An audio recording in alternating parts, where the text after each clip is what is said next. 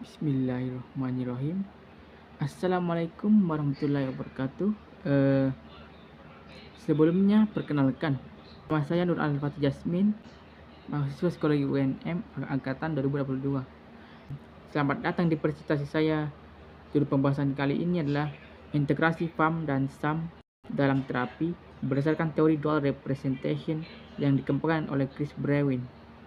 Coba bayangkan, seorang penyintas gempa di Palu, setiap kali ia mendengar suara keras, tubuhnya langsung gemetar, seolah-olah gempa itu terjadi lagi. Mengapa flashback bisa terasa begitu nyata? Inilah yang akan kita bahas melalui teori dual representation. Apa itu dual representation theory? Dual representation theory adalah teori yang menjelaskan bahwa memori traumatis disimpan dalam dua sistem. Pertama, FAM atau Verbally Accessible Memory, yaitu memori naratif yang bisa diceritakan.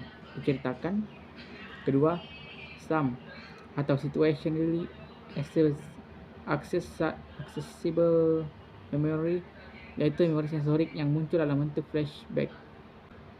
Pada pengalaman trauma, FAM dan SAM tidak terintegrasi. Akibatnya, SAM mendominasi sehingga muncul flashback, intrusif memoris, dan penderita sulit berfungsi dalam kehidupan sehari-hari. Integrasi dalam terapi. Tujuan terapi adalah menghubungkan SAM dengan FAM. Caranya bisa melalui exposure teori, imagery rescripting, atau cognitive restructuring.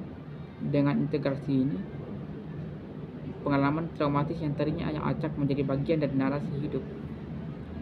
Baiklah, di sini saya ingin membagikan bukan peristiwa sih, lebih kayak bencana yang besar dan memakan korban jiwa yang sangat banyak.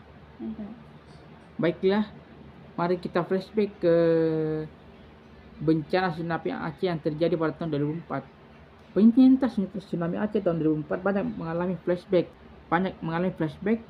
Naratif exposure terapi digunakan untuk membantu mereka menceritakan pengalaman mereka secara runtut, sehingga memori sensorik dapat terhubung dengan narasi. Terus kita flashback lagi ke gempa Lombok pada tahun 2018. Anak-anak korban gempa Lombok tahun 2018 sering takut dengan suara keras. Relawan menggunakan terapi bercerita dan menggambar untuk membantu anak untuk membentuk narasi, sehingga SAM bisa masuk ke dalam FAM. Implikasi teori ini untuk Indonesia adalah bahwa pendekatan berbasis narasi dan budaya lokal sangat cocok untuk Indonesia. Mengapa? Karena cerita, seni, dan gotong royong bukan hanya bagian budaya, tetapi juga sebagai alat untuk menyembuhkan trauma. Nah, di sini ada kritik dan keterbatasan. Meskipun bermanfaat, teori ini juga memiliki keterbatasan. Membagi memori hanya melalui FAM dan SAM dianggap terlalu sederhana. Selain itu, tidak semua orang cocok dengan exposure terapi. Dibutuhkan terapis terlatih yang kadang sulit ditemukan di daerah bencana. Nah, di sini saya ingin menjelaskan 3 poin utama dari presentasi ini adalah 1. Trauma membuat FAM dan SAM tidak terintegrasi. 2. Terapi bertujuan untuk menyambungkan keduanya. Dan yang ketiga, intervensi berbasis narasi dan budaya lokal efektif di Indonesia. Nah, teman-teman, sebagai refleksi, bayangkan jika Anda menjadi konselor daerah bencana. Bagaimana Anda bisa membantu penyintas trauma menarasikan pengalaman traumatis mereka agar lebih bermakna? Coba kalian refleksikan ke diri kalian sendiri.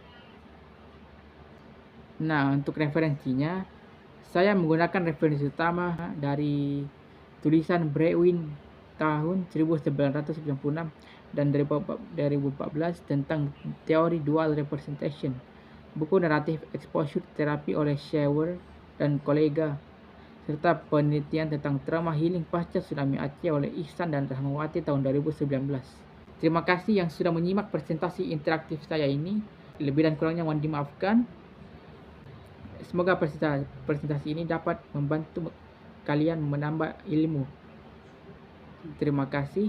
Saya tutup dengan ucapan Assalamualaikum warahmatullahi wabarakatuh.